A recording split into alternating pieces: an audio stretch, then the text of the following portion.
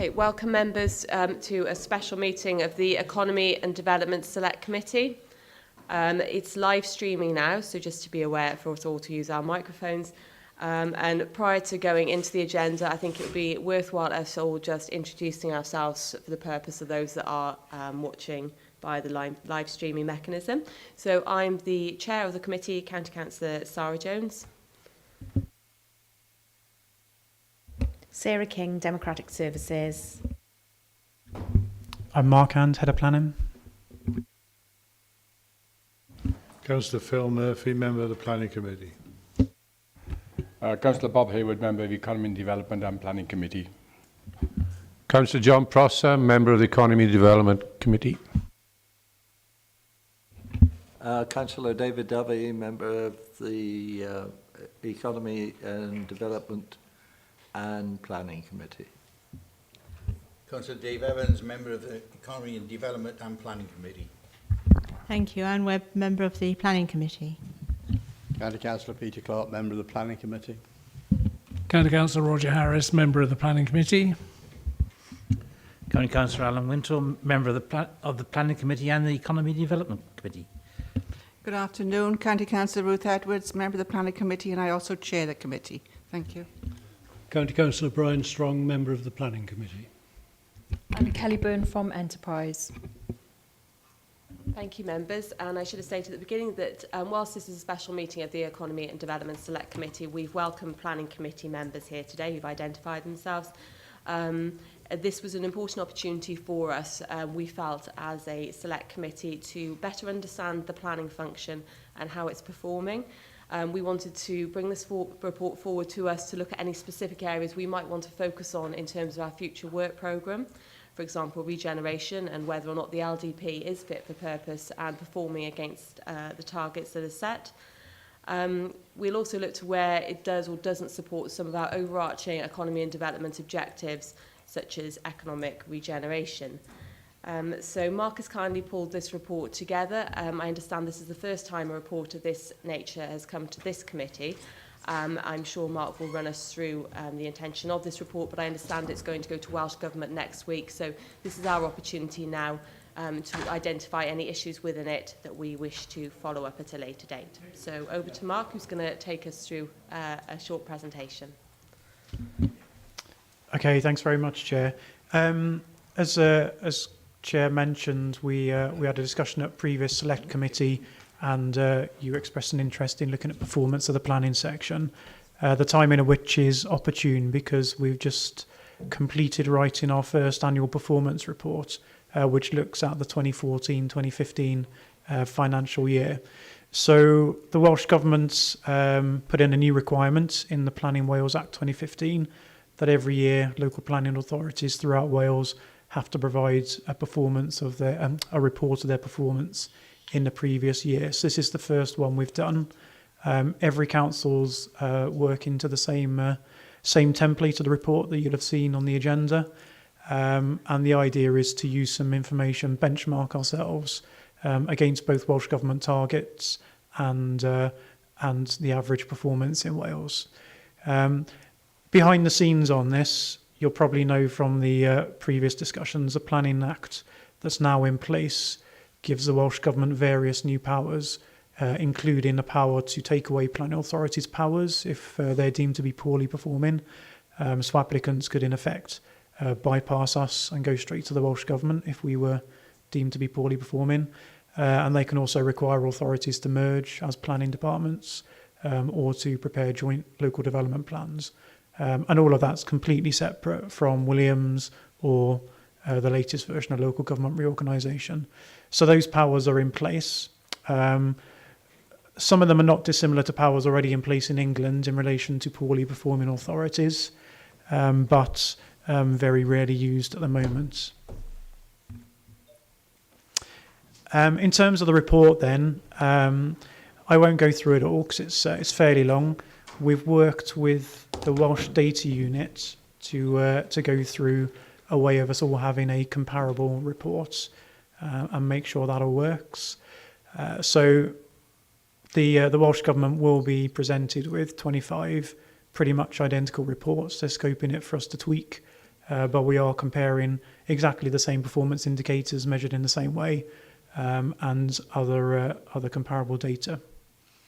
So I'll skip on to the detail in a second. There we are.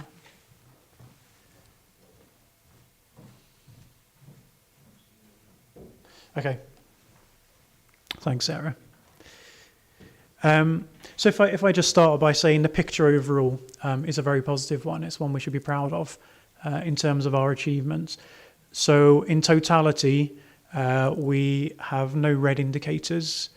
We have 2 amber indicators, which I'll talk about in a bit more detail.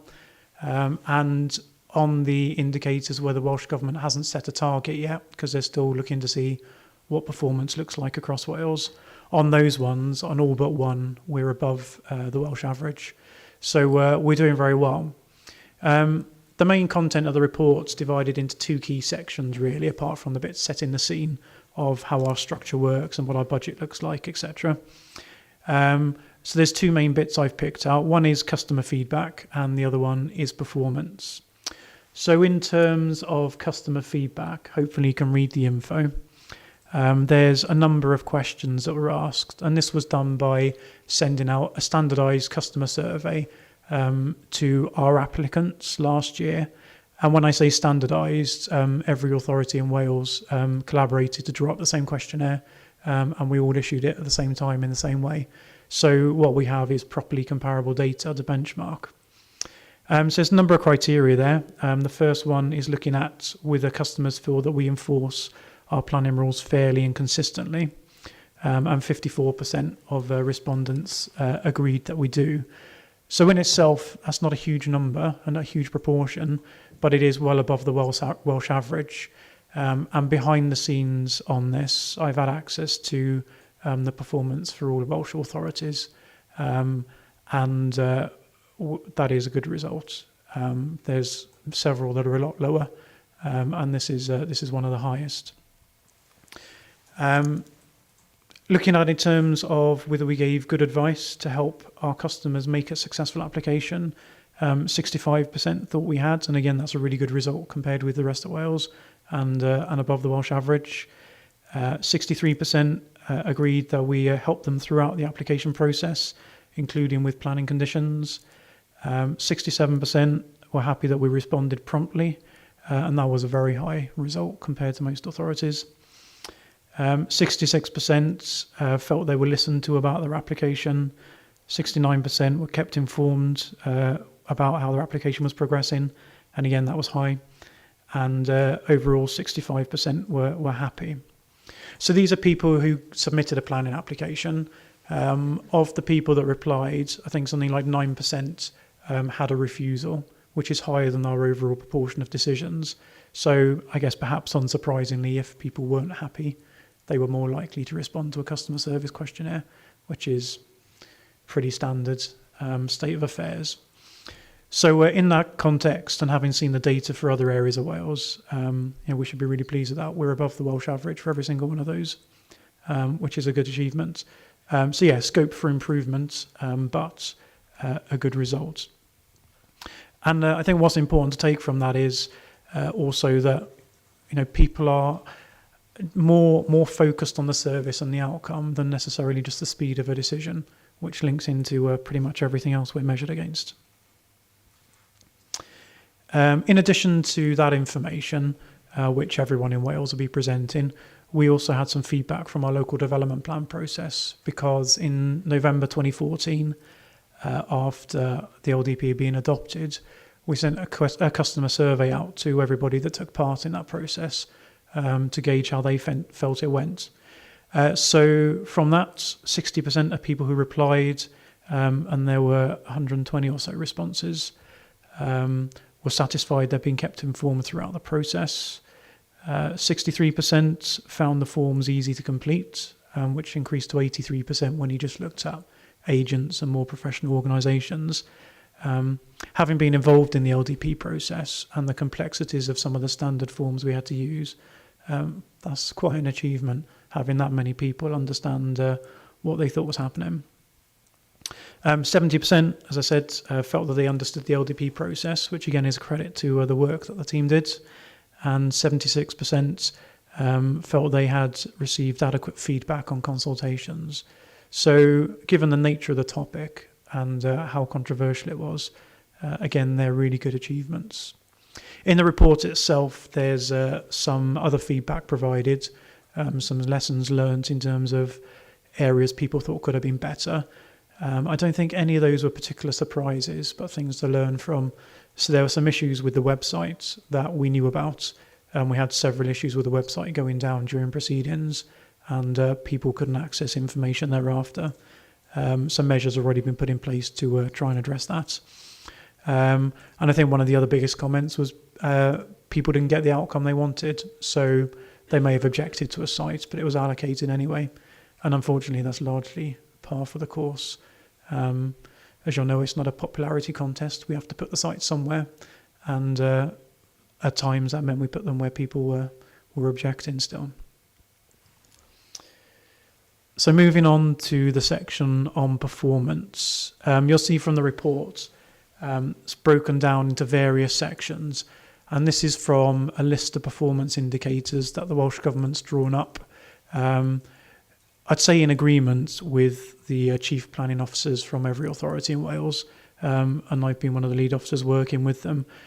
I say in agreement because we were involved, and we weren't overly enthralled with all of the indicators. We don't think they fully measure what a good local planning authority is, but this is the compromise that we arrived at.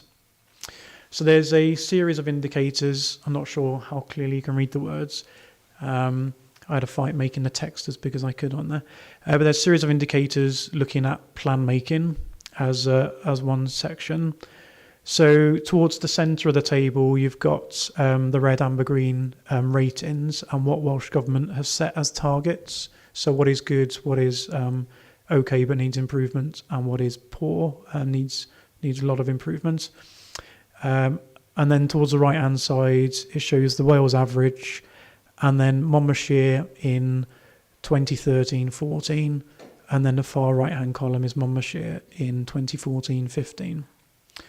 So the first question is, do we have a current development plan that is within plan period? And this stems from the Minister's view, which is hard to argue with, that if you don't have an adopted development plan, how can you be a good planning authority? It's a fairly harsh message, especially given how hard it is to adopt a plan, but it's a fair statement. So you'll see there, we are green this year, the far right-hand column. We do have an adopted development plan. For those who don't have a development plan, the next question applies, which relates to how well they're progressing against their delivery agreement. So that doesn't apply to us. And then the third one applies to people who are a bit more advanced with their LDP in terms of annual monitoring reports. So we didn't have to do one in 2014-15. But as you'll know from a previous meeting, we have just submitted our first annual monitoring report on the LDP. So for next year, that box will apply and it will be green. So nothing to worry about on that front. And then last but not least, in plan making, we're asked how much housing land supply we have. And this is measured in a set way across Wales. And we have to have at least 5 years. That's a long established provision. For this monitoring period, we had 5.2 years. We've since had an updated study, and we're down to 5 years exactly now. So I think we've always mentioned that is an issue to keep our eyes on in terms of housing sites and the LDP coming forward. There's a lot of argument about how this is measured. We're discussing this with the Welsh Government. You know, there's an extent to which planning can provide sites, allocate them, give them permission. And then there's another extent to which the house builders actually come forward and build them. They, of course, will argue that if the right sites aren't in the plan or they're not deliverable for other reasons, then they won't come forward. But it's more to it than just the local planning authority. But that's the state of play at the moment. So again, a green indicator. The second section looks at efficiency. And this is where a couple of the indicators to discuss come in. So it looks at the proportion of major applications we determine within the agreed time periods. So we have, unless we agree an extension with the applicants, we have 8 weeks to determine a major application, or 16 if it's got an environmental impact assessment with it. But we didn't have any of those for this study period.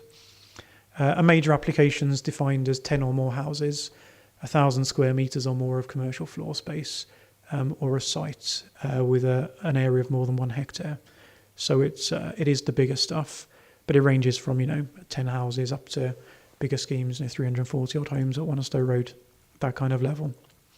So to try and do that in 16 weeks in that case is pretty steep requirements. The Wales average on that was 24%. We were achieving 50%. So although there's no target set, we're well above the Wales average. And in the first 2 quarters of this year, we're on 63%. So we're doing really well on that one. And that's something to keep working hard at. Similarly, the next one down is looking at the average amount of time taken to determine a major application. So they've agreed in Welsh Government to measure this as well as the first one to get an overall picture, because otherwise you could potentially achieve 100% on the first one, you could achieve a high percentage on the first indicator, but if you miss your 8 weeks target, you could just stick it in a drawer and leave it there for 5 years, and it'd look like you're really good on the first indicator, but in reality, it's not really delivering much for customers. So by measuring the second one with the average time taken, you're looking at the whole package. So you'll see from that the Wales average is 206 days, and Monmouthshire's performance last year was 95 days, so a lot quicker than the Wales average. There's no data for the year before because this was a new indicator, so nobody's got any data for that. The percentage of applications determined, all applications, not just majors, within 8 weeks. We are amber on, so this is one I'll come to a bit later. But Welsh Government suggests good performance is more than 80%. We achieved 76% this year. So we're not far off. We're certainly at the right end of amber. But of note, only 5 authorities in the whole of Wales achieved 80%, which suggests it's perhaps not a terribly realistic target. And again, as I mentioned ad nauseum through the report, our focus is on the outcome, not just on the speed. And generally speaking, that's what customers are after. Within reason, they would rather a positive outcome if it takes a little bit more time than just a decision in 8 weeks. And we don't want to just end up chasing an 8-week statistic for the sake of it, if that means not having a positive outcome at the end. So we're happy with that performance and with that approach, balancing performance and outcome. It is something to keep looking at and keep working on. But as I mentioned earlier on another indicator, so far this year, the first 2 quarters, we are just on 80% on this one. So all being well, things are heading in the right direction. And then again, it measures the average amount of time taken for all application types. The average for Wales is 76 days, and our performance is 62 days. So a lower number's better, and so we're doing well. To give a little bit more information on this, this is the 4 different application types we deal with. The blue columns are Monmouthshire's performance with percentage in agreed timescales on the left, and the red column is the Wales average. So major applications on the far left, we're doing incredibly well. Minor applications, we're very slightly below the Wales average. Householder applications, which are house extensions and the like, we're slightly above the Welsh average. And other applications, which would be things like adverts, listed building consents, we are, again, pretty significantly above Welsh average. And then again, to give you a bit of an idea how we're comparing with the rest of Wales, this graph shows each authority. There's 4 at the end, or 5 at the end that didn't provide any data, 4 at the end. This shows the average time taken. So we are the slightly lighter blue column towards the centre. So we're doing pretty well overall. I expect Ceredigion on the far right-hand side are checking what data they've submitted. I think they might have had an error with the calculator. And equally, I'd be slightly cynical about Bridgend on the far left if they're saying the average time taken is around about 30 days, given that by law we have to consult for 21. That's quite an achievement. But if they are doing that, then hats off to them, and we shall see what we can learn from them. But overall, it's showing a good picture. We're below the average, which is good. Below the red line is good. And overall doing well. In terms of quality, there's 3 areas measured. And as I said earlier, the quality of the outcomes, the quality of decisions made is, in my opinion, more important than the speed. However, it's an incredibly difficult thing to measure. We could go out to sites and have a vote, members of this room, on whether they thought it was a good decision, either design-wise or otherwise, and you'd be very unlikely to get a unanimous decision because so many of the things are subjective. The impact on neighbours, the appearance of it, the design. I might think it's amazing, you might hate it, or vice versa. So it's a very difficult thing to measure. So what they've tried to focus on is measuring the quality of the service itself rather than the outcomes. So the first measure looks at the percentage of decisions made by planning committee that go against officer advice. So I think in Welsh Government's utopia, everything that comes to committee goes through as per the officer recommendation because we've got it right, you're comfortable, we've got it right, everyone's happy. So the Wales average for this is 11% are overturned. Monmouthshire, we're on 3%. But to put that in context, 3% is actually one application. So there's only one application in that period when members went against officer recommendation. And that was the solar farm at Rural Farm, which was since allowed at appeal. So live and learn from that. The next bit is, I don't want to sound smug on that. I mean, next year, the figures might not be that positive in terms of members being proved right at appeal. So it's all part of the process. And the next one looks at the percentage of appeals dismissed. So are the decisions we collectively, so as officers and as committee, are they being upheld at appeal? And 66% is held to be good performance. We've achieved 67. So we're up there in the top band. And that is a pretty good performance. It can fluctuate fairly significantly. So again, no problems there. The next one down is one of our areas to have a look at as amber indicators, and that's the number of cases where we've had costs awarded against us at appeal. So if we have an appeal and the inspector considers that we can't justify our reasons for refusal or we've behaved unreasonably in some way, then we can have costs against us. And there was one case like that in 2014-15. That one actually related to the other solar farm at Llanfapley. And what happened in that case, it was slightly unusual actually. In effect, the inspector held that we'd been unreasonable as a council because we introduced a new issue really soon before the inquiry opened, which is music to the opposition's barristers' ears.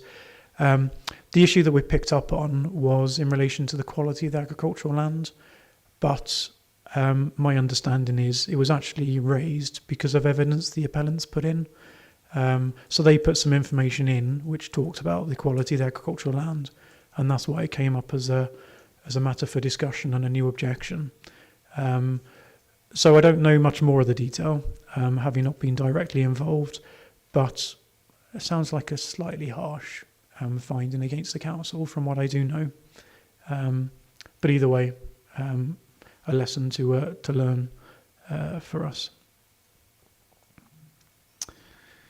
And then the penultimate section looks at engagement, tries to measure the extent to which we engage with communities in making planning decisions. So the first one up there looks at whether or not we allow members of the public to speak at planning committee, because that isn't compulsory. That's a service that we allow as a council. We don't have to. So we're green against that because Welsh Government sees public speaking as being a good element of service. So that's a green one for us. They look at whether or not we have an officer on duty to provide general advice to members of the public, which again we do. 5 days a week we have a duty officer answering those general inquiries and giving advice, which again is good performance. And then they look at our website and whether or not people can view applications and comment on applications via our website. Again, surprisingly, even this far into the 21st century, not every council does.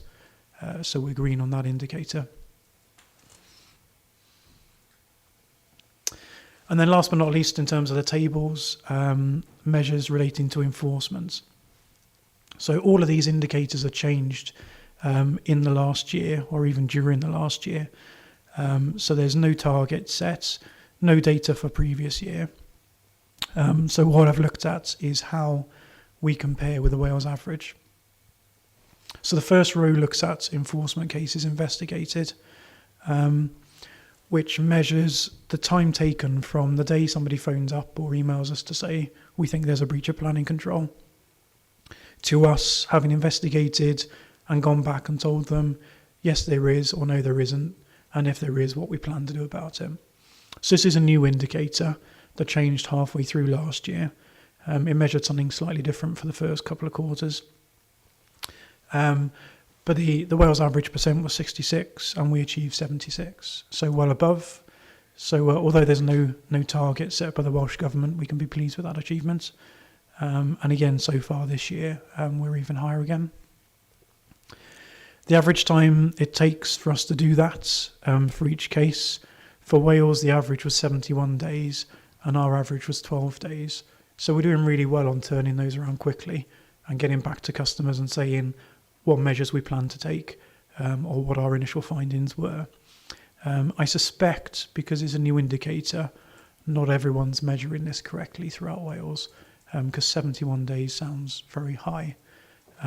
So we'll see how that pans out next year. But as far as our achievement goes, we can be pleased.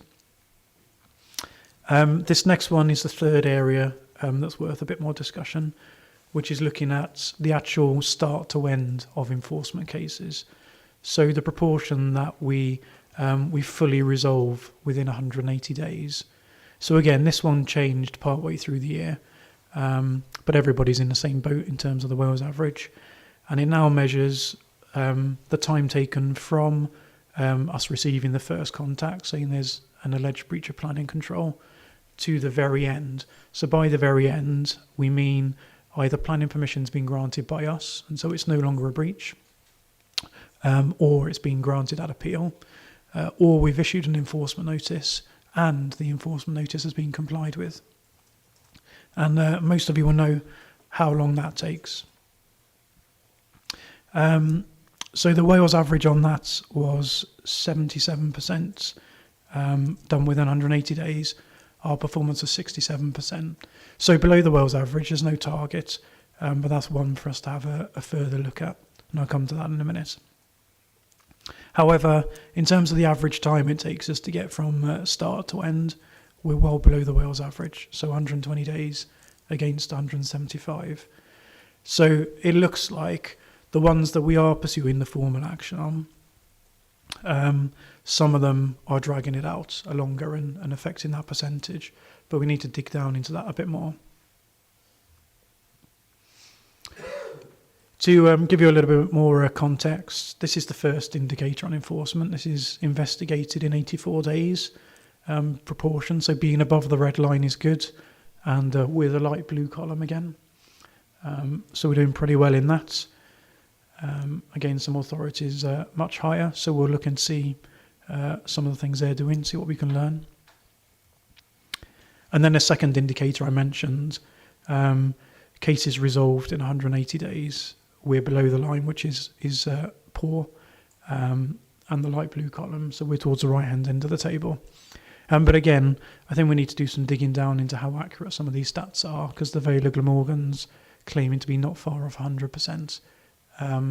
Again, if they are, hats off to them. I suspect they might be using the old indicator still. So that needs a bit more probing. So in conclusion, based on all of that, The overall picture is really positive for Monmouthshire. I think we should be really proud of what everyone's achieving. It's a credit to hard worker committee and the team. So, and I'm not saying that to take any credit because I wasn't here for 14, 15, but they genuinely have done really well. In terms of what we've learned from the report, I think there's 4 actions we've identified in the report. In terms of application decision speed, which was the first one that was amber, the 76% determined within the agreed time against a target of 80. I think the first action I've identified is us trying to work with consultees to seek more timely replies. A recurring message in my first few months here has been some consultees, both internal and external, take a long time to come back to us, and that holds up how quickly we can proceed with things or resolve things with applicants. So some of that could be an easy win potentially, and certainly needs a bit more attention. And then the second one is we can agree extended deadlines with the customers. So if they really are happy for us to take a little bit longer to get a positive outcome, there's an allowance now for us to agree a different deadline. So we can send out a letter, the customer can say, yes, that's fine. And then for the purpose of the stats, our percentage would go up. But yeah, if the customer's happy with that approach, then that's one that we can legitimately take. So we've already started rolling that method out. And as we continue to do that, that should make a positive difference. As a slight caveat, everyone in Wales can and will be doing that. So we might go up in terms of the higher percentage, but in terms of our performance comparatively with Wales, we can expect everyone's performance to increase. Appeal costs was the one I mentioned that was amber, where we had one instance of costs being awarded against this appeal. Something that I've discussed with the Chair and Deputy of Planning Committee is a way of us reporting back appeal decisions to committee each meeting, and we can have a discussion around them and have some shared learning as officers and members. So we'll start rolling that out. In terms of the actual indicator that's amber, I don't think it will change that as such. It's just a good way of learning some lessons from appeals. And then the last action proposed relates to the speed of fully resolving enforcement complaints. And I think a lot of the information around that one, we need some more benchmarking information on. So although we're below the Welsh average, so we're on 67% resolved in 180 days, what it doesn't tell us is what other authorities are doing. So because of the way this indicator is measured, if we had complaints but closed them and didn't do anything, we would score really highly. But if we're actually taking action, and that action takes time, to take people to court and get it fully resolved, then we'd score badly on this performance indicator. But I'd suggest the end result is a positive one. In terms of the complainant, the customer, we are actually getting an outcome. So I'd like to do some more benchmarking on that, dig down a bit more to see, are we scoring less well because we're taking more formal action? If so, I think we can be happy with our performance. If other authorities are taking a similar amount of formal action but performing better, then we'll get together with them and see what we can learn from their procedures and practices, so we can improve. So, Chair, that is a summary of the report. As I mentioned, overall, a positive picture of how we're doing. So this, combined with the LDP annual monitoring report, gives a really good overview of how the planning section's performing. We'll have to do another one of these next November, which I'm more than happy to bring back to this forum, if you'd like. Yeah, just on that point then, so this report is a response to the adoption of the LDP, or is it a responsibility under the new Planning Act? And as you mentioned, it's going to be an annual report, so I think it would be certainly something we'd welcome as a committee, as long as obviously members are in agreement to see this on an annual basis. It's the latter, Chair. It's a response to the new Planning Act and our requirement to report on performance, but there is separately an annual report that looks about how the LDP's delivering, which we also have to submit every year, and that goes in October, so we could bring that next year as well if you wanted. I think that'd be a good idea. Okay, so I'll open this up to questions from members. Thank you for the presentation, it was very helpful. So I'll ask first Councillor Edwards as Chair of the Planning Committee.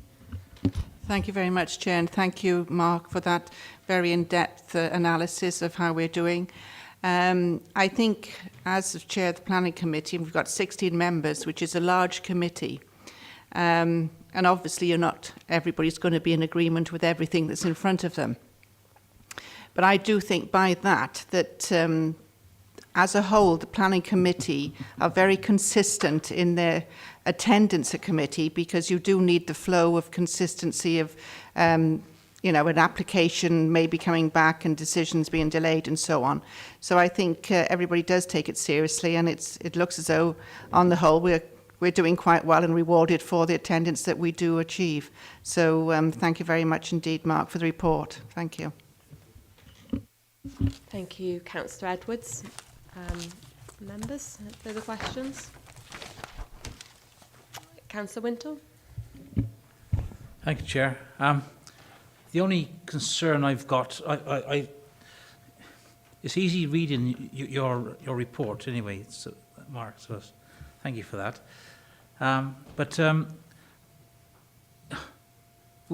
We set the target with the LDP for 35% social housing. The small applications are complying with, the large applications are knocking us down, or the planning department is allowing them to knock us down.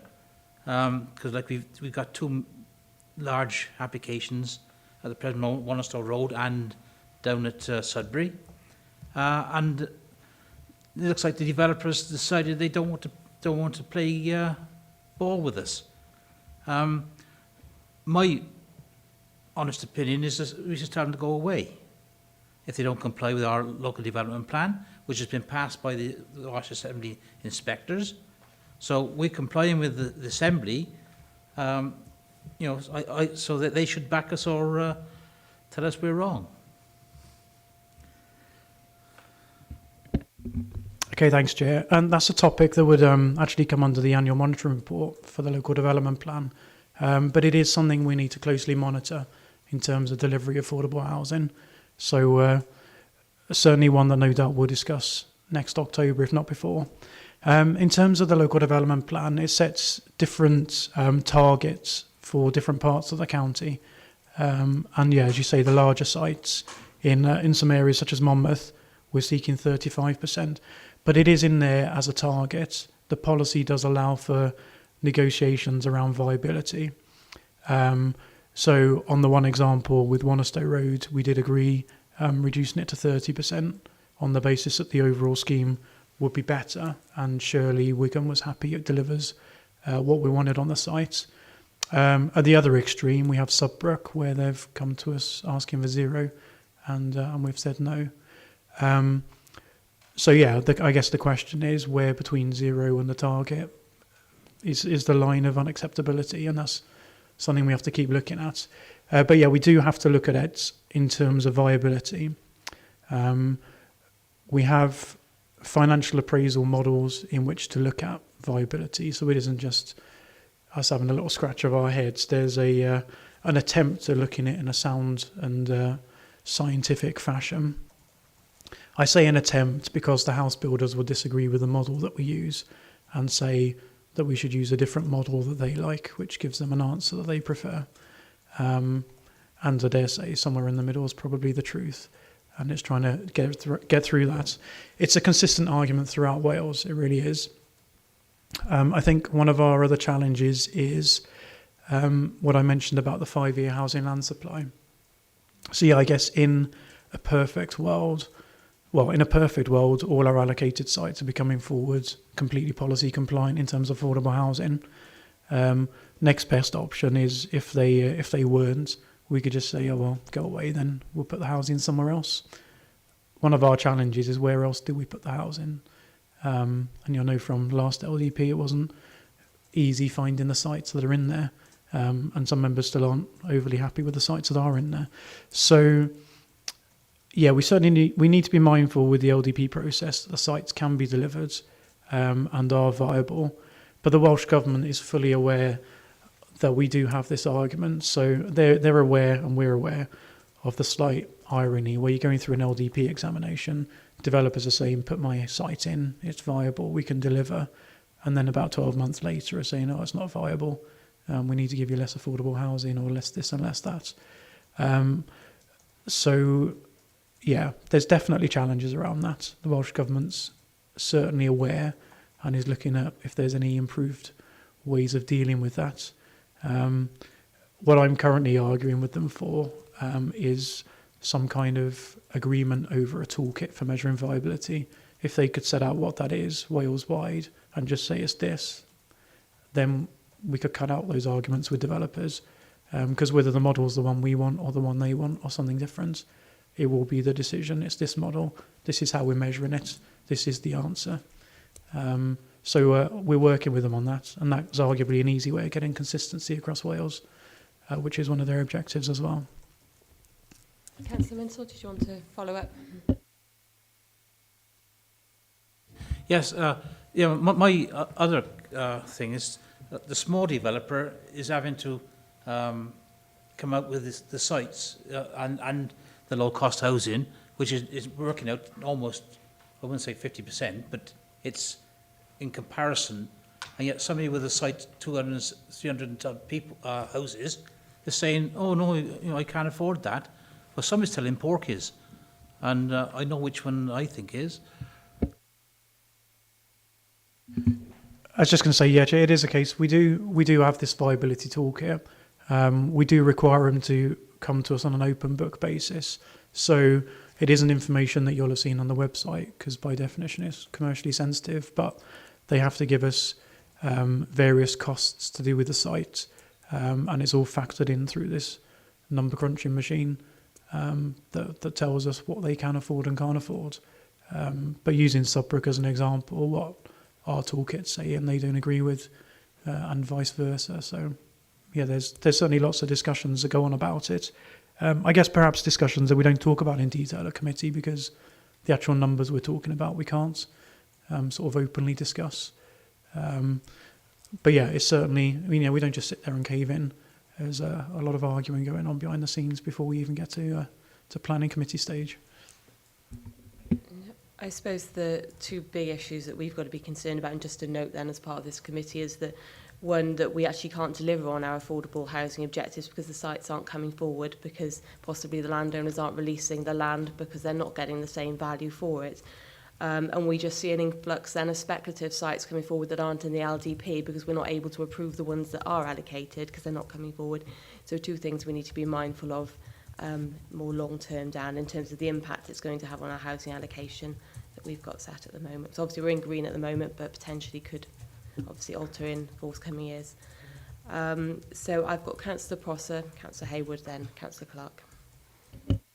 Thank you, Chair. Right, the angle I'm going to come from is a common sense type of approach, is what I could call it, I suppose. I mean, you could have benchmarking exercises, and you have, you know, this is the limit you've got to go to, this is the percentage you've got to achieve. Well, I want to come at it from the other angle of, yes, all right, achieving that, but was it the right thing to do in the first place? And I know we've got rules and regulations, so I'll be a bit of a devil's advocate here and take you to a few little items just to see what the reaction is. The first one is archaeological and cultural sensitivity. When planning applications come in, I know we can say, oh yes, well the officers checked that and we've got a report on that.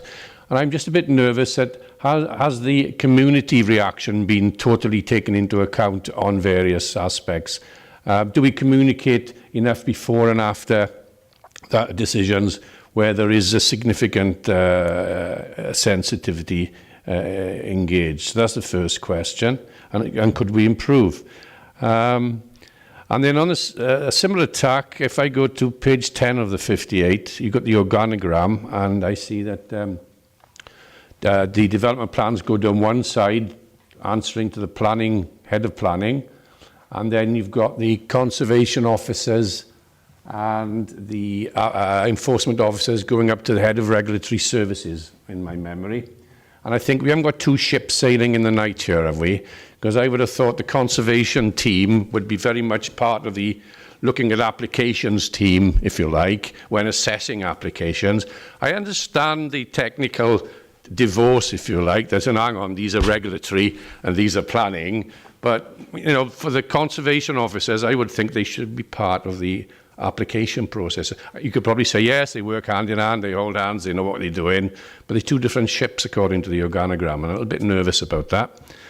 The third question is representations on planning committees. I mean, it may be isolated incidents, but I've seen a few headlines saying, oh, we weren't allowed to speak. Oh, yeah, but you were 2 minutes out of time, blah, blah, blah.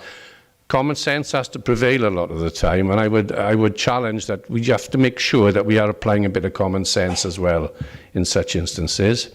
And the last question is, the benchmark measures the percentage of member-made decisions being overturned. And the question comes to my mind, being a town councillor as well as a county councillor, what percentage of the town council recommendations are gone against, if you like? For in other words, I'm Abergavenny town councillor. So let's say we decide that, no, you can't do that there because we all totally disagree and it's the wrong thing for this town, blah, blah, blah. It may not be according to planning regs, but that's the opinion.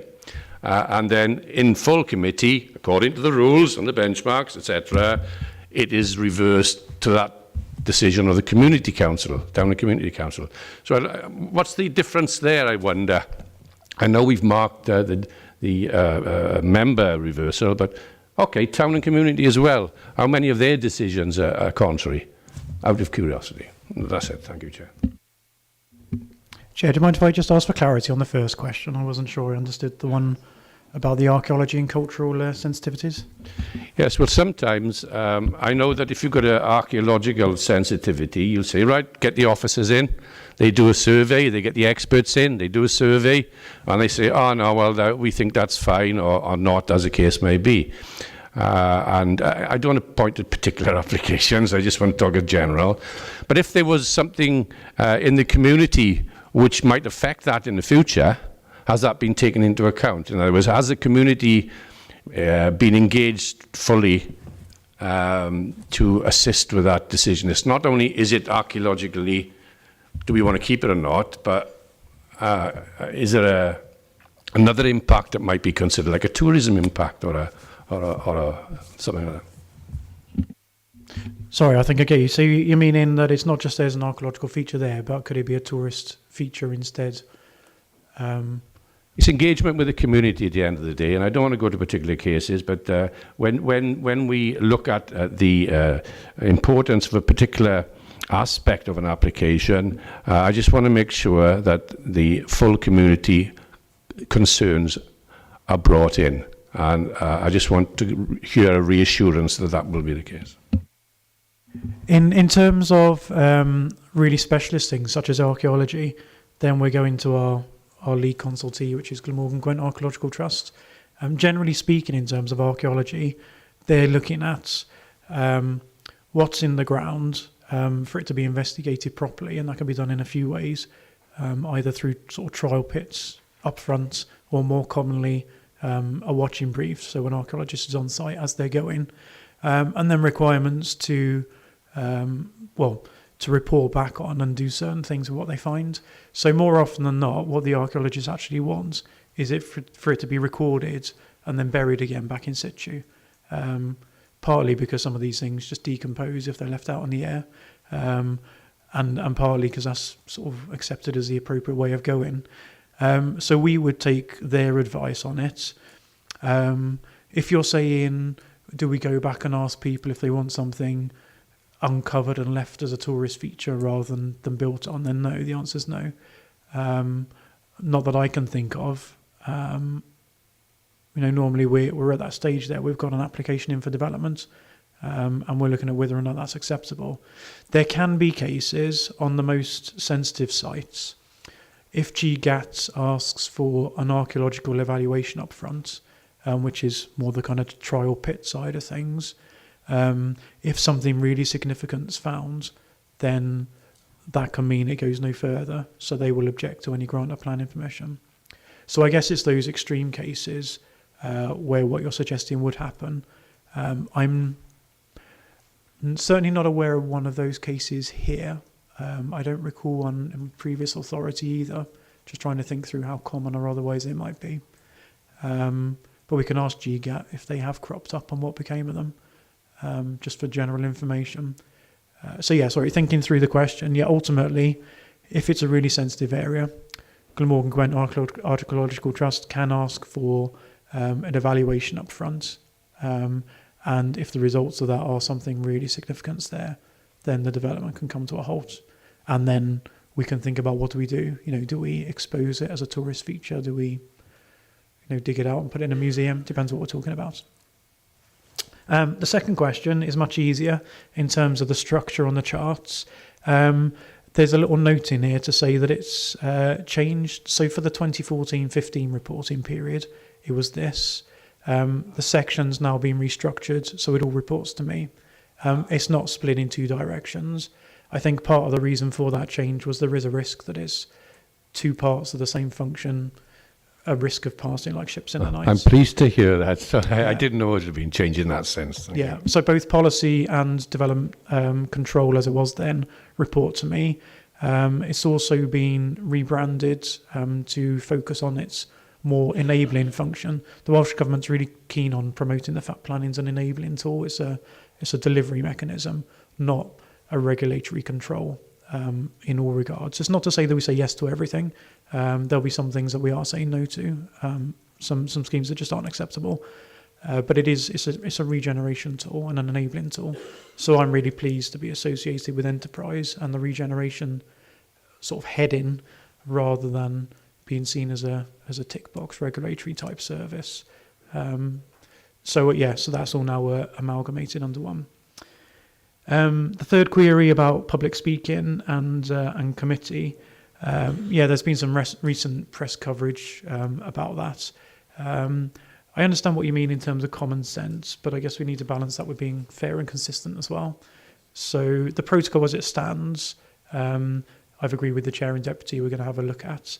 But as it stands, it gives clear deadlines by which people have to request to speak. So in the one incident, the request was late. And if we accept that request late, then either the applicant themselves doesn't have a right to reply, or if they're there, then they can have a right to reply, but with absolutely no warning, which is arguably unfair to them. And the other instance we're investigating, but it seems that the emails went to people who had out-of-office replies on, and unfortunately, either they didn't get the out-of-office replies for some reason, or they didn't phone up to register. There's that incident I'm aware of, but on the whole, I think it works. My one initial suggestion for immediately fixing that is that we just clarify on the protocol that emails asking to speak will be acknowledged. If you haven't had an acknowledgement, then phone up, and hopefully that might fill that potential gap. And then the last one, in terms of town council and community council decisions, I guess I might upset some of you slightly with this answer, but from our point of view, they aren't making a decision. They're a consultee and they're making a recommendation. So no, we'll say in the papers, or so-and-so town council refused this application. In terms of decision making, they didn't for our purposes. I know how it works for their planning committee. So the short answer is it isn't something we measure. It's not something that's measured across Wales, but it isn't something we collect either. So we could look at that. I can imagine from my time here there's some councils where the answer will be that they seem to object to absolutely everything. Given that we approve the majority of applications, it won't be a terribly good result for them. But we can look at whether or not there's a way of measuring that for the future, and reporting back. Quite what it tells us, I'm not sure, but we can have a look at that if members wish. Thank you for the question, Councillor Prosser. Just briefly on the first point Councillor Prosser made, and more widely, can you confirm then that the mandatory public consultation that's now required for ahead of application, so pre-application consultation by developers, has that been adopted under the new bill, and will that be a legal requirement?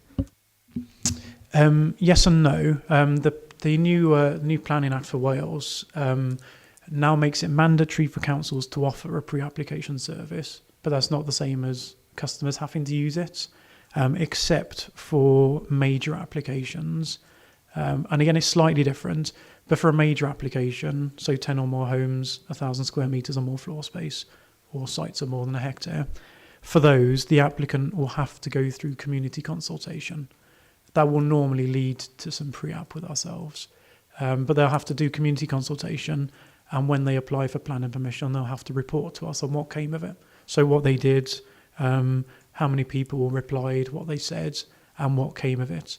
So it might be that they say people said this and we changed it. It might be that people said this, we couldn't change it because there's a sewer running through that part of the site, so we can't build on it. Or for other reasons, we have to put the public open space in that corner, not this corner. So it's partly changed, Chair, but yeah, not fully. Councillor Hayward. Thank you, Chair. I just want to make 3 points broadly. The first one is I just want to clear up some points on Wannistow Road, which you said, where you made the point that the applicants, or you had a problem with the LDP where the applicants make the application, and then when it comes time for the development, they say it's not viable, and therefore they want a reduction in social housing. That definitely wasn't the case in Wannistow Road. As we all know, the applicant in Wannistow Road was Welsh Land Securities or something or other. It's the body that was being investigated by the Auditor General because of accusations made by the AM for Bridgend that he had bought the land too cheaply and that the Welsh Government wasn't realising the proper value of the land for the people of Wales, that they'd sold it too cheaply, whereas the developer are 2 building companies who at the time they purchased the land were well aware of all the 106 requirements, bought it on a fixed price, so they were well aware of the value of the land they were buying, and yet they still asked for a reduction and were told, oh yes, because it wasn't your fault. I absolutely think that's the wrong thing to say. The developer knew exactly what he was buying, at what price, and the conditions that were attached to it, and in effect all we've done is given him a 5% reduction, which of course is an increase in his profit. The second point I want to make is on the report itself. It's a report that's full of a lot of statistics, and any report with statistics can be interpreted in different ways. And it can be interpreted positively, or the same statistic can be interpreted negatively. It's funny. But as you quite rightly say, we are under pressure from the Welsh Government, who want the planning process to be enabling. They want a precedent to be put down, or the overriding principle is planning will be given unless there is a good reason for not giving it. And they want the development. And it doesn't suit the people of Monmouthshire. Whether it suits Monmouthshire County Council is a slightly different thing. But your report, and it's mentioned in this report, but it's certainly mentioned in the LDP, the population of Monmouthshire, and the reason we're building houses in Monmouthshire is not because the people in Monmouthshire need the houses. It is due entirely to in-migration of population.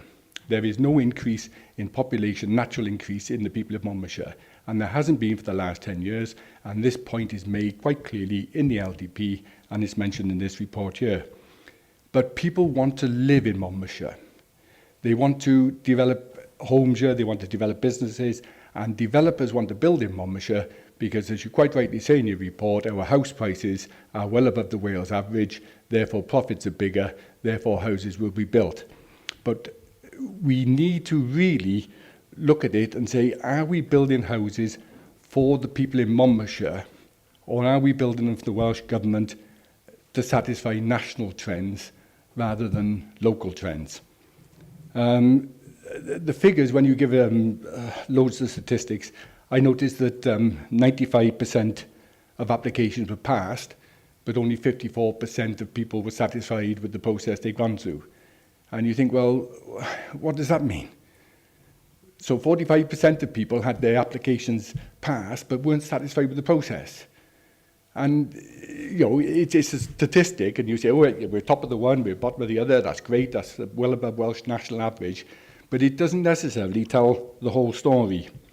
But you're always going to get that in monitoring reports, and this is what this is, a monitoring report with a load of statistics looking back on what's happened. Whether those statistics are actually relevant, you haven't really got a say in because it's being driven by the Welsh Government. But the report looks backwards. And it comes to my third point, that we have to produce a new LDP 2020, I think is the time period. I believe now that our emphasis should be looking forward to what do we want in the next LDP. And we need to have the debate about, is that LDP, is a local development plan, is it going to be driven by Monmouthshire needs for Monmouthshire people, or are we going to be dictated to by the Welsh Government as we were last time? And the councillors, in fact, had no involvement, and at the end of it expressed dissatisfaction with the report which they were forced to pass by officers, saying if you don't come up against this timescale, then people will be able to build what they want, wherever they want, whenever they decide to do it.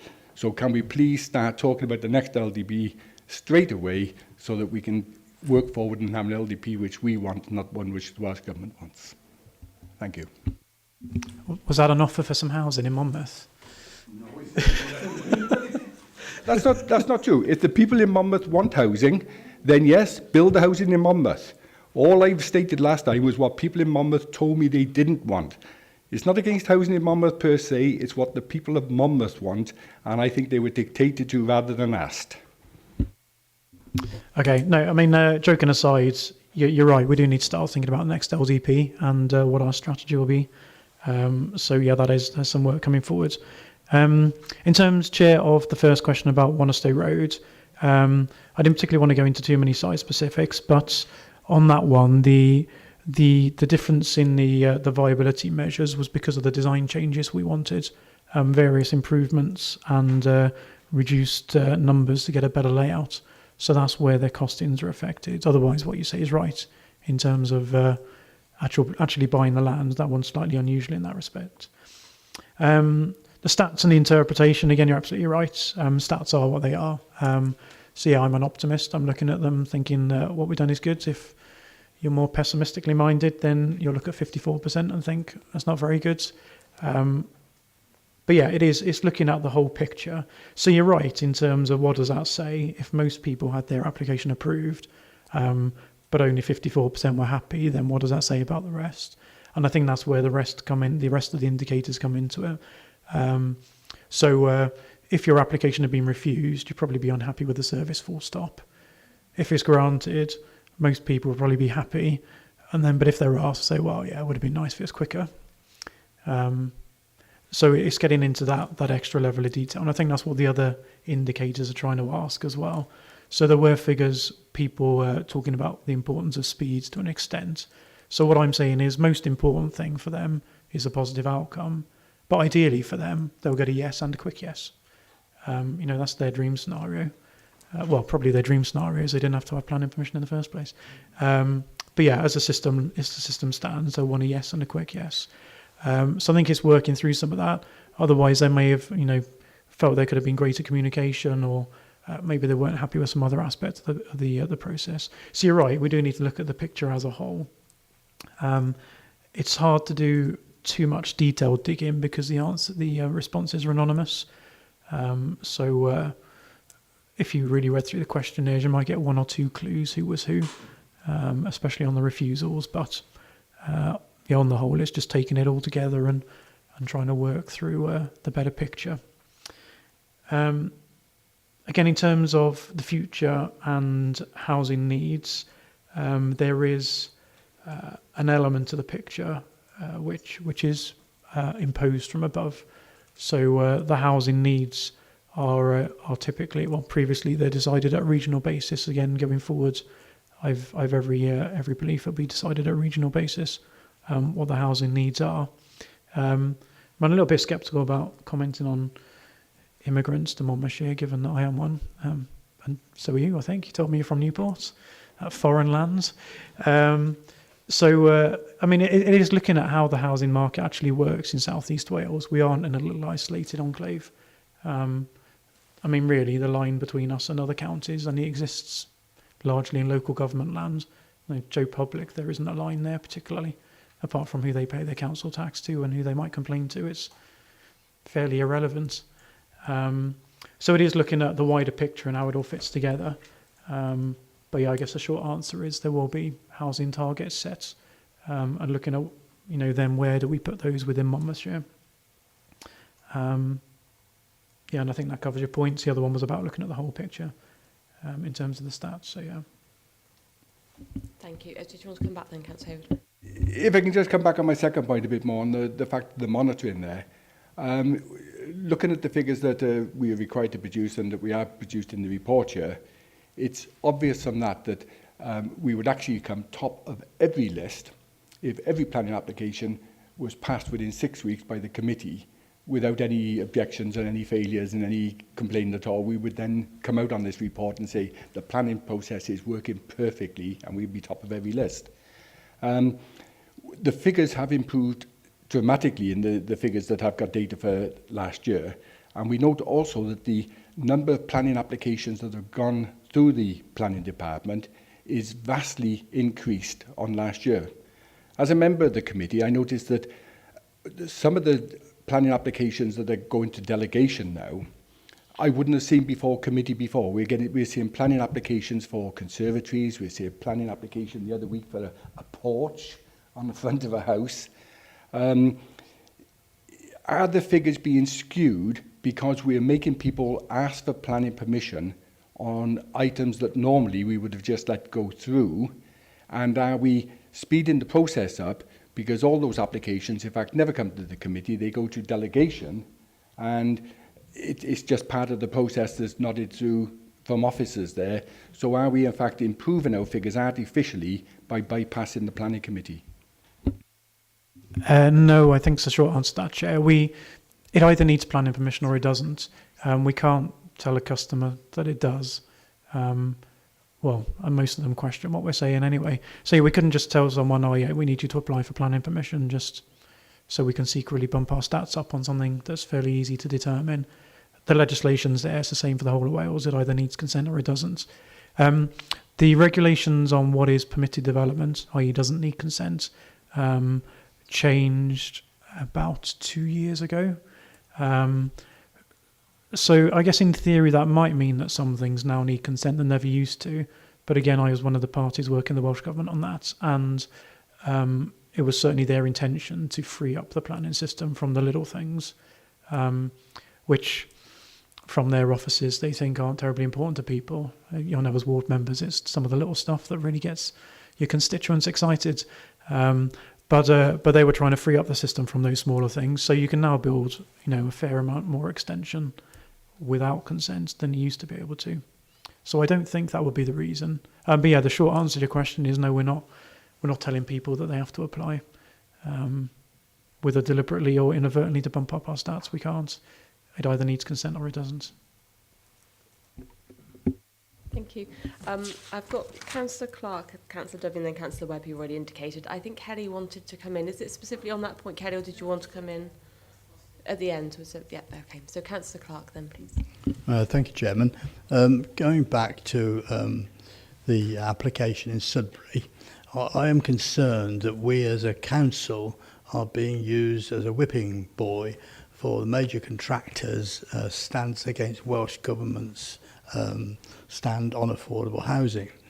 We know that, and we know what the circumstances are, and they're going to put in a second application which they will negotiate.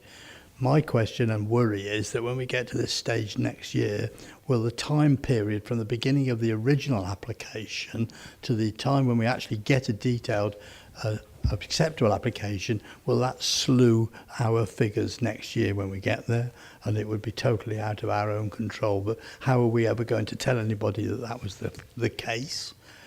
And secondly, 3 or 4 weeks ago, we held a planning seminar for members of community councils and town councils in Little Mill.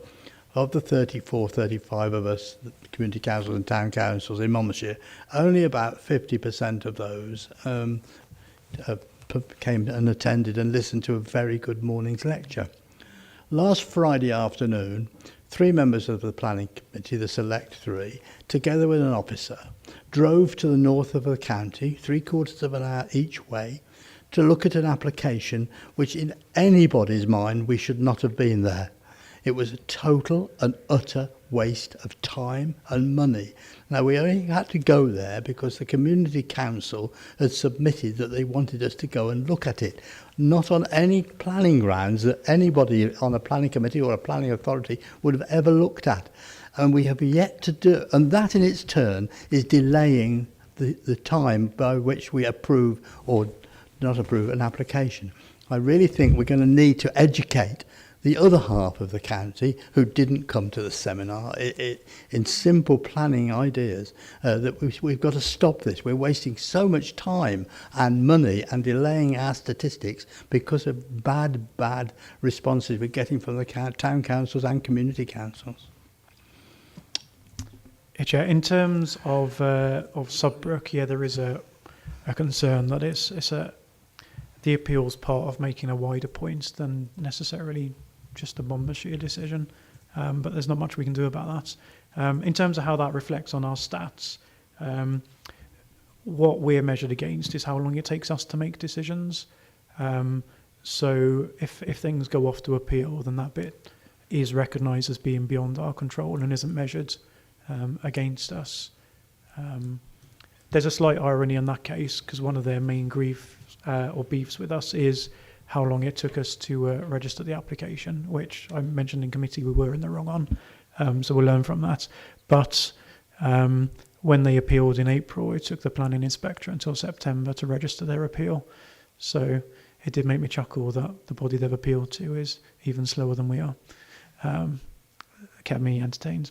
In terms of community council training, yeah, it is an issue that's been raised with me before. The training that we had that Welsh Government arranged was really, really positive and worthwhile. So it was good that those that came could come and did come.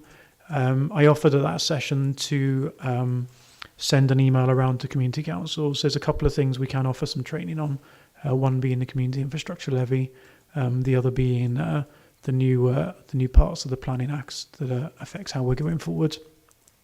But if I can help on any of the details, and I'm happy to do so. I've offered to email them all and make that offer, which I'm doing this week. And at the same time, I also agreed to clarify the public speaking protocol for committee with them, because that was something that was raised at training, and a bit of a who's who list of officers and contact details.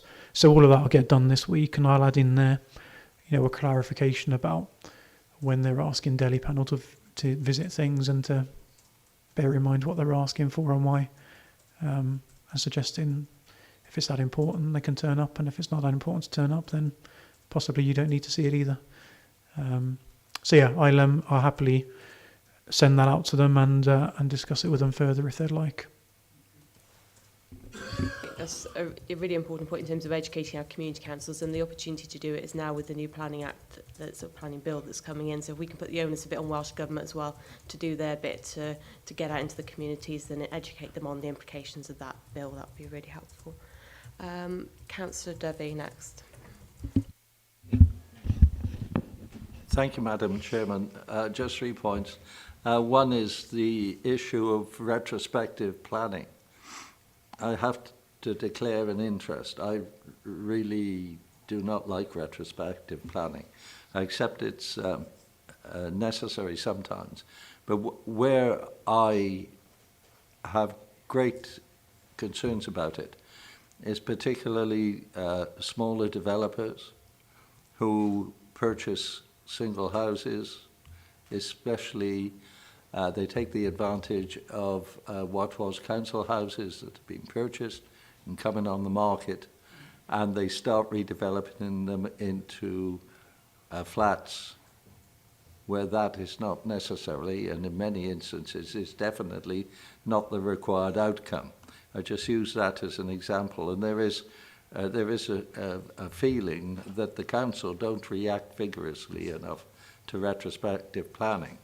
I know some developers think it's an easy go, and some communities think that once it's started, we'll take no action over it anyway. And the end result is, of course, it destroys the nature of some of the communities. When you remove what was housing for families, and break it down into singletons and whatnot. I really think we ought to look at that.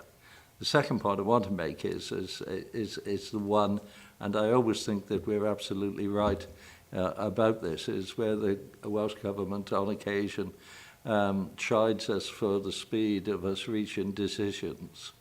I believe that strongly it is the percentage of applications that are approved is the most important part, because it does at the end of the day get client satisfaction. It does cut down on lower level of appeals, because people will come and appeal it anyway, and there are the chances that the appeal, they'll get through on the appeal on the bare minimum that they need to get through on the appeal. And if we do it our way, we get a high quality result at the end. And in Monmouthshire, we have a duty to ensure we get the highest quality of result that we could get. It's a beautiful county, and I want to see, when I've finished as a member of the planning committee, that it's at least it's left as a county in as good a state, hopefully a better state than it was before. And I'm sure it goes for all our colleagues as well. The final one I want to make is, or ask, is how some of these statistics work out, because I think it's based on activities and percentages.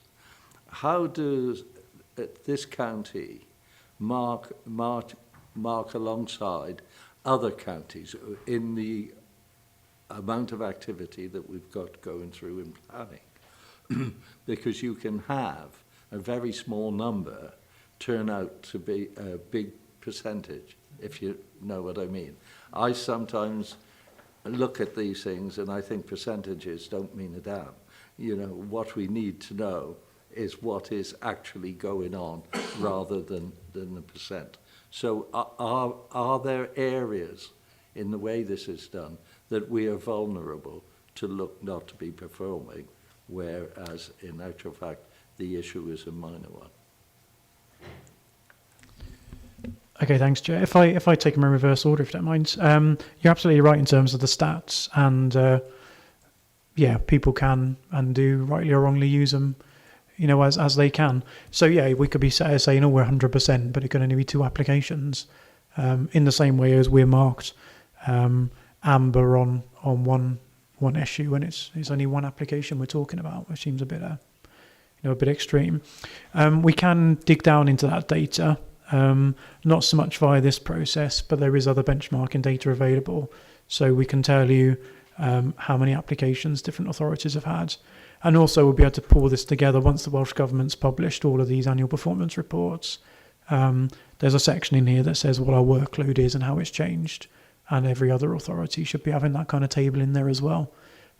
So we'll have some information from that. So I don't have it now to tell you, but you know, we can dig down to that level of detail if and when we need to. Just one of them, could I just ask that? Is there likely to be, where there is an anomaly because of the way these statistics work, it can be notified? Where there is an anomaly, where these statistics work on the way numbers and percentages work, that can be noted alongside. So where we've got an amber, which doesn't look as if we're doing particularly well, there can be the reason why alongside it. Yeah, and Chair, that's exactly what I'm proposing under action for that enforcement indicator, because the reason behind the data potentially for us, or a reason for an authority being slow, is if we are actually taking lots of formal action rather than just closing cases as not worth pursuing. So I want to dig down into that data and see, is that the reason why we look comparatively slow? Is it just because other people aren't doing so much? Or are other people doing as much formal action but are quicker? In which case we can have a proper look and see what we can learn from them. So yeah, in any of these indicators where there's concerns, we can dig down and have a look what's behind them. I don't know, is there a specific indicator you're thinking about or more a general query?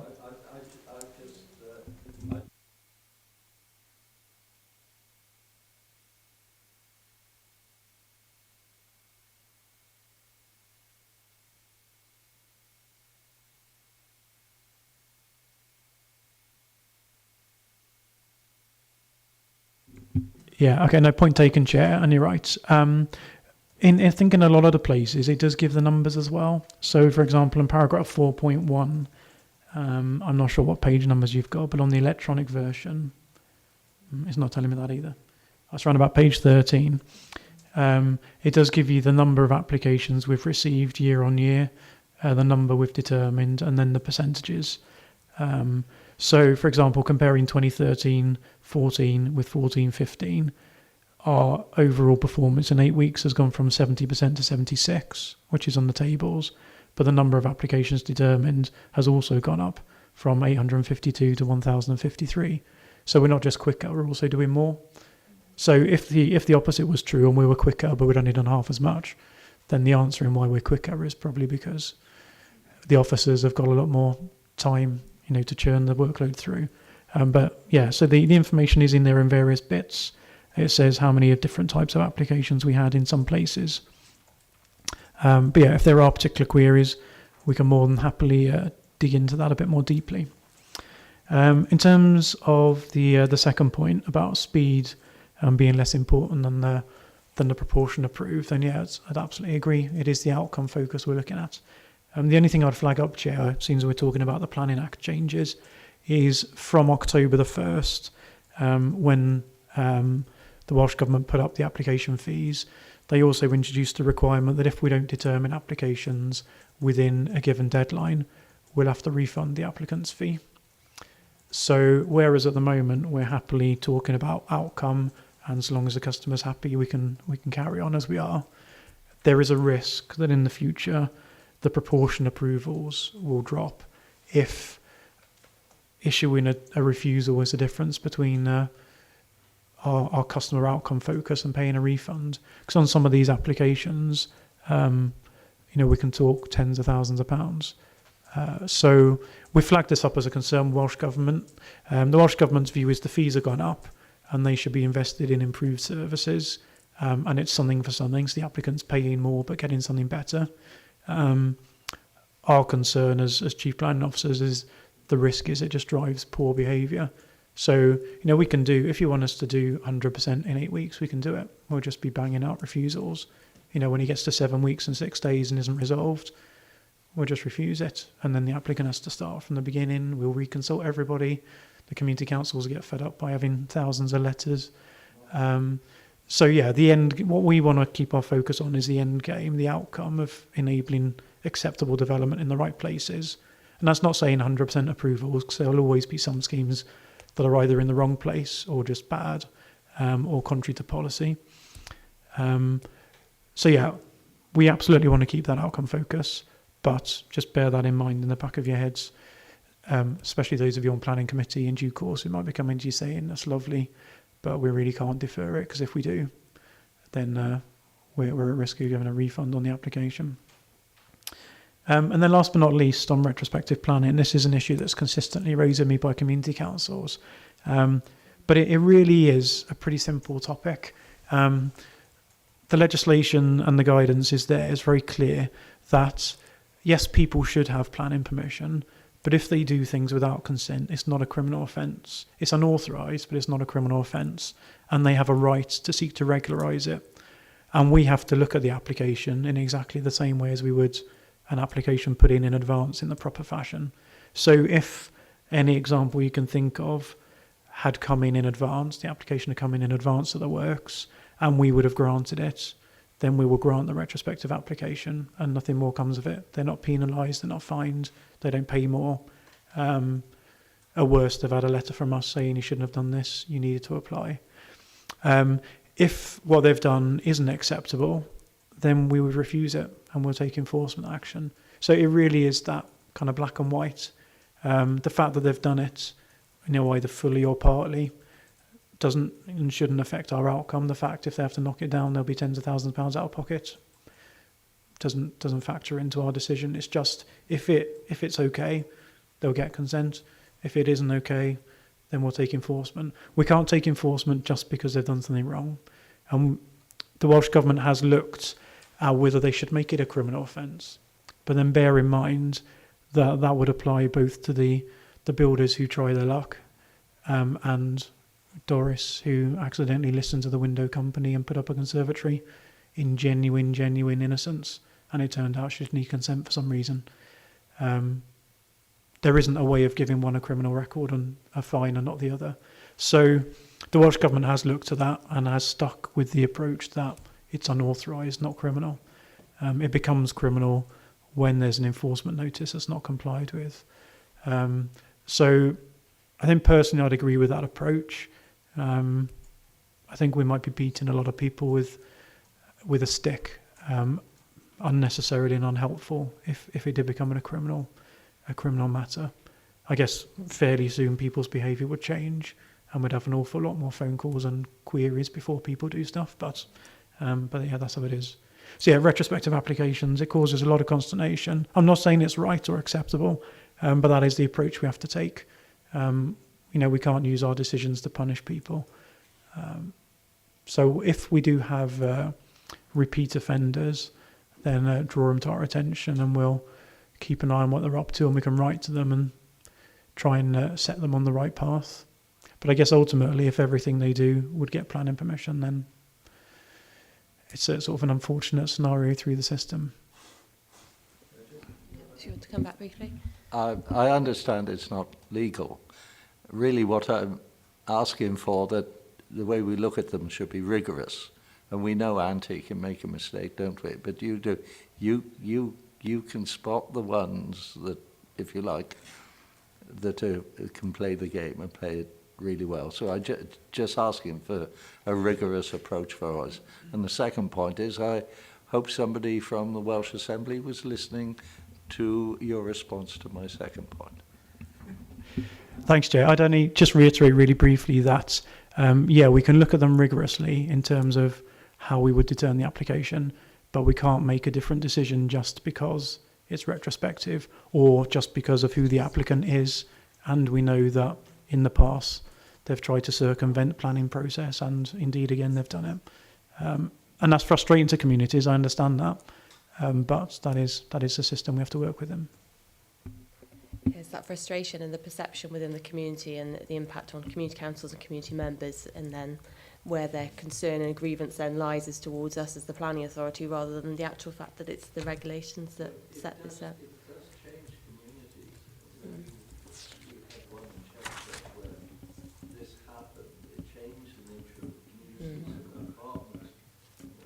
Some flats were put in there, and there were, somebody committed suicide. It's because it changed. Well, I don't want to go into it, but it does change. This can change communities, and that's why I say we should be rigorous. That's all. Okay, thank you, Councillor Dovey. I've got Councillor Webb. Chairman, thank you very much. Just want to pick up on Councillor Prosser's point about community and town councils being a bit aggrieved when we differ from the suggestions that they've made to us.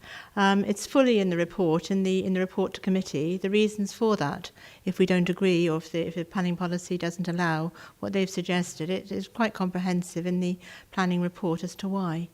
Another thing, affordable housing, particularly in rural areas, I just don't know how we're going to actually come up with our the number of affordable housing that we need in the countryside. Okay, in the towns you have these big developments where a percentage has to be affordable. Is there any work that can be done with encouraging people to come forward with a field here and there for an exception site?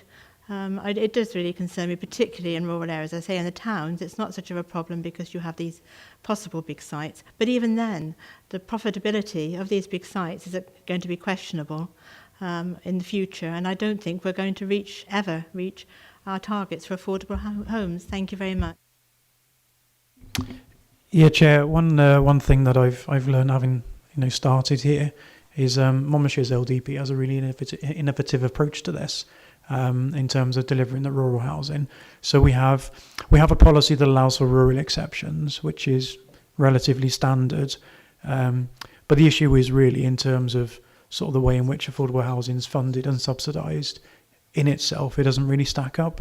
But what you've agreed in your LDP, in our LDP, is for some of these 60-40 sites. So we have some sites allocated in sort of on the edge of some of the villages where, in order to get the 60% affordable housing, so i.e. in order to get any affordable housing in that area, where otherwise it just won't happen, will allow them to build 40% market housing.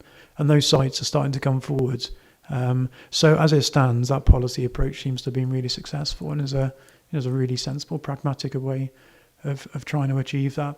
So we'll keep monitoring that. And if it does work as well as it seems to be so far, we can look at more of those sites in the next local development plan.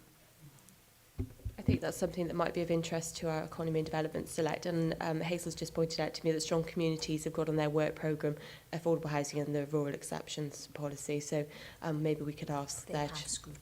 They have scrutinised it, but if it comes forward again, maybe we could ask that they invite members of the Economy Committee along to that meeting. Okay, members. Councillor Edwards. Thank you, Chair. It's in regard to the website where, if anybody's got an application, they can access and read all that's written on the access for their planning application. And when I was first on the planning committee, I used to think, oh, well, I'll look to see what the community council says, that they're at the grassroots, they will know more about this application until we go and look at it, or if we do need to go and look at it. But then we were always advised not to read anonymous letters that were posted on the website, because some of them could be quite slanderous and nasty. And yet I don't understand why they are still allowed to be put on the website. And also in some of the community councils, especially in the countryside, you will see, oh yes, we know Mr. Jones, we know Mr. Williams, Mr. Evans, he's a nice old boy, we'll give him planning permission. And then they go around and get all their neighbours to put wonderful things up on the website. And if they don't like them, it's in the reverse. And I think we should be perhaps scrutinising what goes on the website far more than what we actually do at present. And people should be made aware that, you know, some action could be taken against them, because some of them is quite libelous. And I think perhaps, as you said, we don't get a good attendance when it comes to community council going to having some training, and you get an awful lot of flack. Well, I've certainly received flack. They seem to think that just because they want it, that they should have it. And you try to explain them we have policies that we are guided by. And I think then perhaps if they had perhaps one member on their community council that adhered to some of the knowledge of planning, and it would cause an awful lot of discontent to be, you know, alleviated. But I don't think that you're going to get the community council really to see the real reason why you do and why you don't get planning permission. But of course, if we don't have policies, we can't be guided to anything. As you said, the LDP, it'll be just a free-for-all and we've got no guidance at all. And also another thing I think we should have on the website, though, of when appeals are coming up, so that any member of the council, or especially the planning committee, could sit on some of, or sit in anyway and observe some of the things that go on in an appeal or a hearing or whatever. And I think we can all learn from that when we're making our decisions in the first place. So I would welcome that from you, Head of Planning. Thank you, Mark. Okay, Chair, if I just reply briefly on the website contents. If you see anything that you really do think has crossed the line into being libelous, then please let me know. Otherwise, we don't really want to start screening the content of what we publish, or we could be accused of filtering out objections we don't like or letters of support we don't like.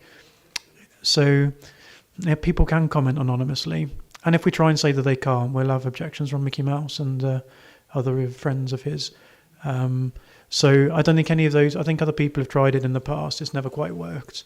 I guess I just come back to expecting adults to behave like adults as far as we can. I think the only exception would be on taking things off the website is if they're racist or something like that, and they've really crossed the line, and then we have a duty to remove it, or at least obliterate the offending part of it. Just on sort of moving away slightly from the website, but linked slightly to it, you mentioned social media a lot in your report and about using that more to engage with people. And I'm not suggesting you'd use that as a tool to submit responses or anything like that. But what is your what is your suggestion around how you're going to use social media more effectively to support the planning function? We now have an MCC planning Twitter account, which we're deliberately avoiding sort of entering into discussions with people about applications on, because we can end up with a conversation over here that we don't know about in committee. So we are trying to direct people to comment on the application itself, but we're trying to use it to raise awareness. So when we have consultations on, supplementary planning guidance, or when we receive major applications or applications we think will be of wider interest, just to publicise the fact that they exist. We started putting out a link to the committee agenda, and one of the things that people seem to find most helpful so far is the link to the committee webcast, because there's several comments on the website that no one can find them on YouTube. So that's what we're doing at the moment. It's very much trial and error. We've had some discussions about if we should move forward and start publicising things like successful prosecutions if we get to that stage, and some other success stories in terms of listed buildings and the like. So it's a bit of trial and error at the moment. We're trying to keep an eye on what works. But yeah, primarily it's just to, as far as we can, increase sort of awareness. So this is as well as, it's not instead of other forms of communication. And we know not everyone's on Twitter, not everyone's on the website, but potentially it can reach a wider audience. Councillor Edwards? Thank you, again, Chair. It's just that I think members also have to be aware of any discussions, whether it's on Twitter or anything else, so they have to come to committee with an open mind. Okay, are there any further questions on the report, members? If not, I'll go to Kelly to ask for a contribution from her. Thank you very much, Chair. And just to say a few words, really, because I'm sure Mark would be too modest to state them himself. But I think in the short period since Mark has been with us, he's made a really tremendous and significant contribution. And it's not just that very high level of knowledge he brings and a great capability.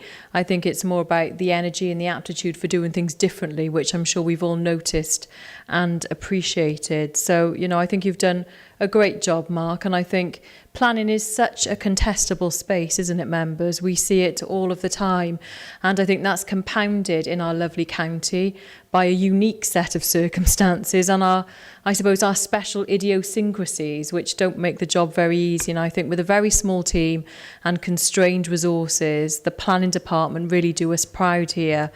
And I think we've heard lots of facts and figures, and we've seen stats and we've seen performance indicators this afternoon. But I think the ones that I've really been most taken aback by are those ones that pertain to customer satisfaction. As I've just said, planning is so contestable, controversial, contentious, complex.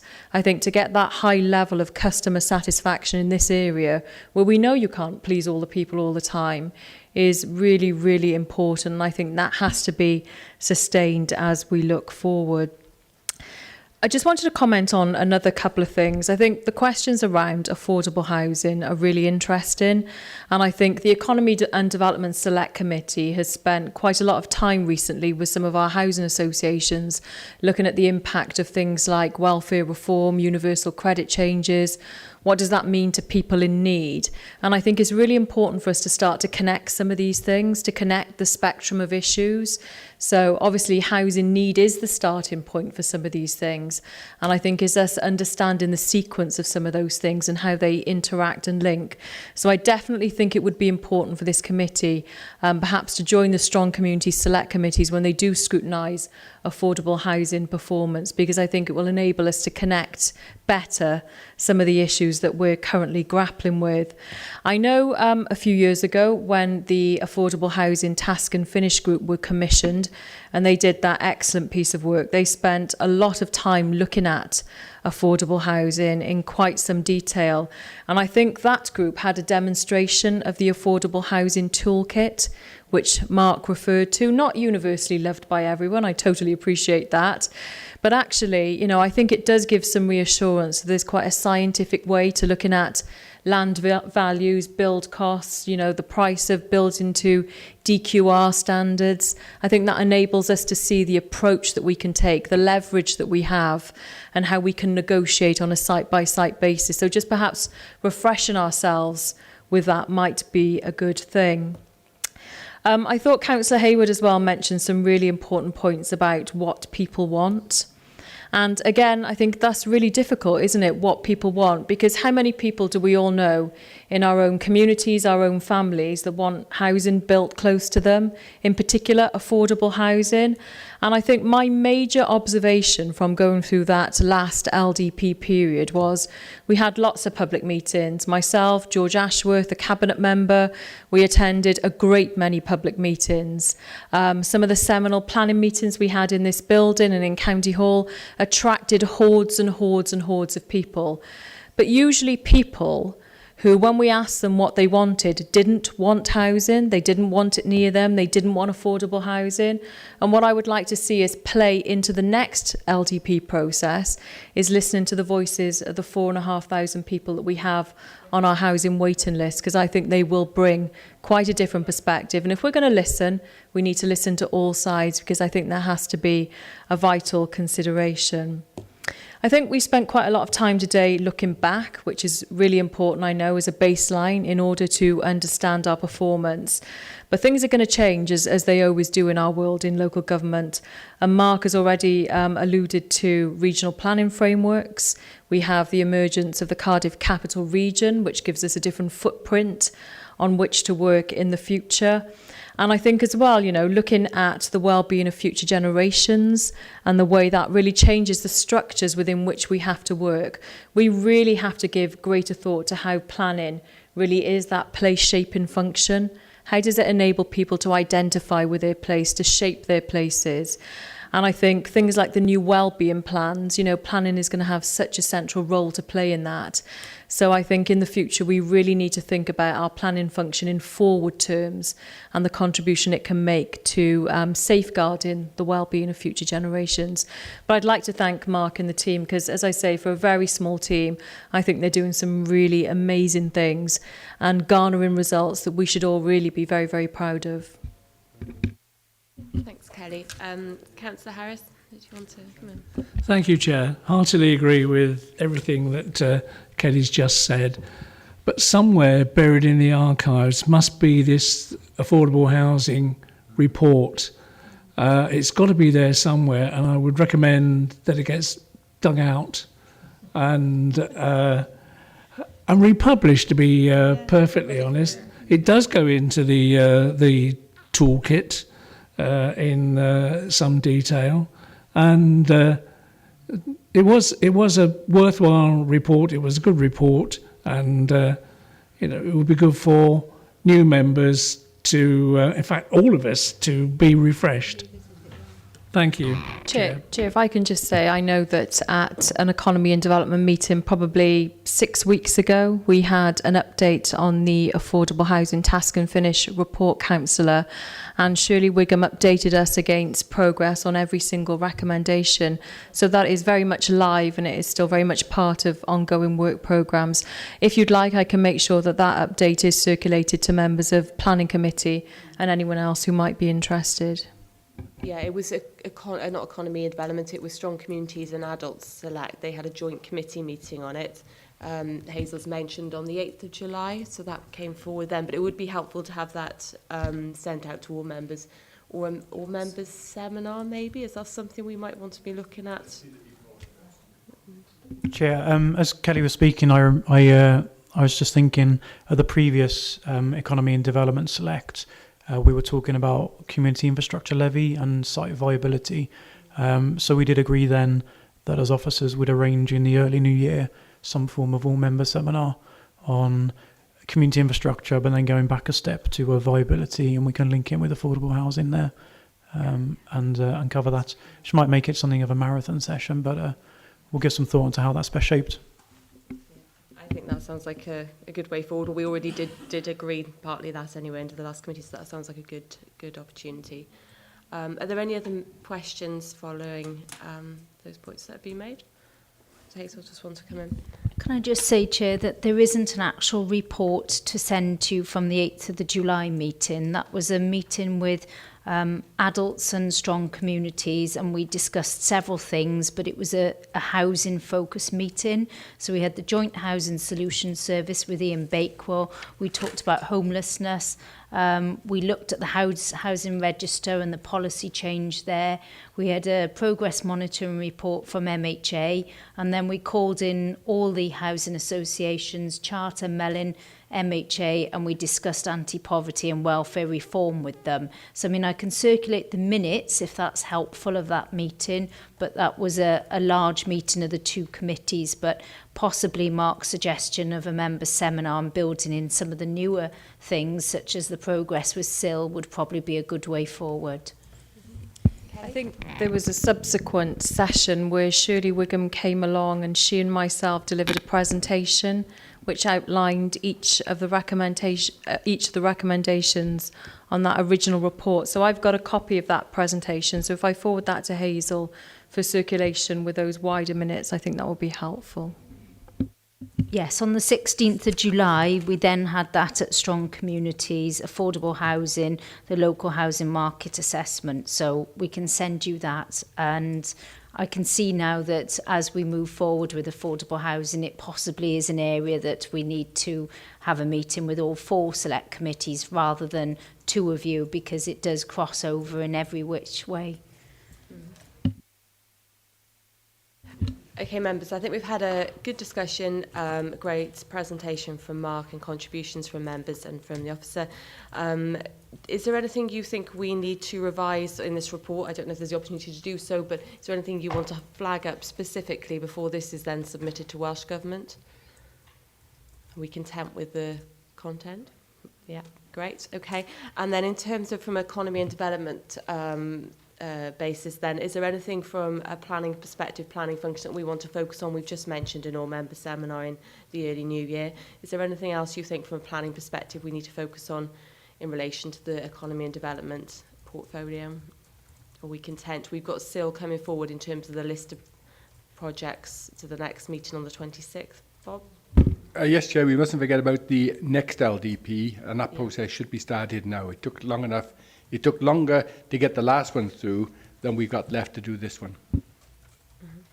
Is it worth having we'll ask for this annual report to come forward next November, but in terms of the LDP, is it worth doing something on that earlier, maybe midway through next term or early next year? I don't know if that's time. Chair, would you mind if I check with colleagues and come back to you in terms of I'm not even sure, in all honesty, how it went through the process last time, or what Monmouthshire's usual way of doing things is, which select committee or forum it went through, or if it was planning committee or some different steering group. So do you mind if I do some finding out on that and timescales? At the moment, we haven't identified a need to do an early review of the LDP, but that comes up in this annual October report that I mentioned. But yeah, in terms of the comment that we haven't got long left, 2021, and this one expires. So, yeah, we're conscious that we need to start thinking about the next one anyway. Yeah, and I mean, conscious of the comments, we need to look forward, but also to review the LDP midterm anyway would be good. So we'll look at that, Councillor Hayward, and come back to you then in terms of adding that to the work programme. So unless there's any further comments from members, thank you all for your attendance. And for economy members, our next meeting is 26th of November even, not October. See you then.